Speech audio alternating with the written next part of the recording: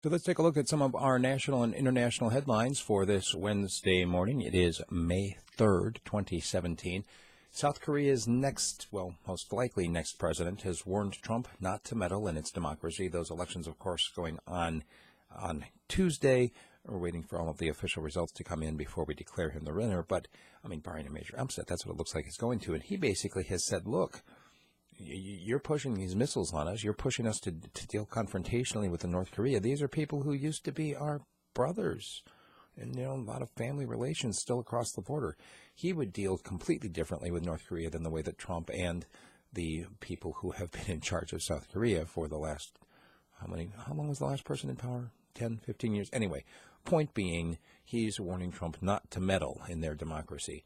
The meeting between Angela Merkel and Vladimir Putin apparently went well, at least according to each of them. They're talking about the upcoming G20 summit and how they're going to work together on a number of issues. They talked about Syria, they talked about the chemical weapons issue, and they talked about lifting the sanctions against Russia.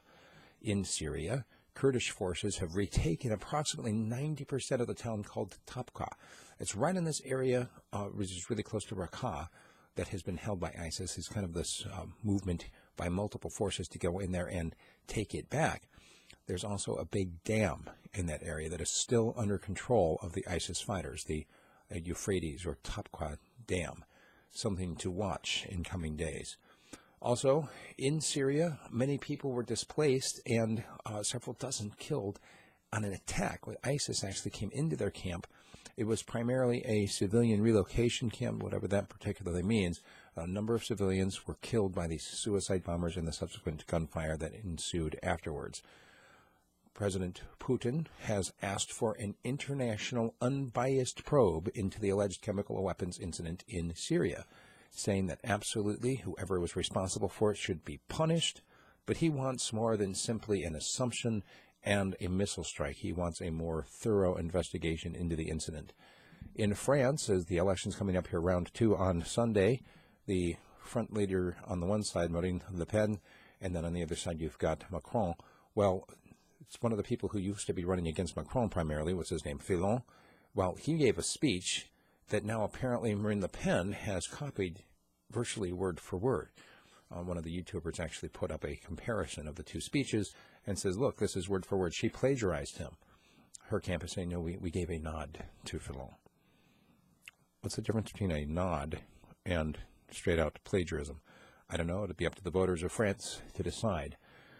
Meanwhile, President Trump tweeted, over this week that the government needs a good shutdown in order to fix his troubles in the Senate. That'll be my subject of my commentary today in terms of what a government shutdown would actually mean and whether or not it would be good for the country. A couple of other quick stories just for you to consider. One is that scientists are looking at what they're calling video evidence of what could be the entrance to a cave under the surface of the moon. That could be a subject of an entire program in terms of what some people are theorizing about the moon and about what's up there. And one last story, a United States high school in Washington State has canceled a long-running international field trip. They've been doing it for decades, taking the kids from the band up there into Canada to play at one of the parades that they have there in British Columbia. They canceled it because there's a good chance that they wouldn't get all their students back. Yeah, that's right. The new rules about coming back into the United States in terms of what kind of documentation you need to have, identity papers.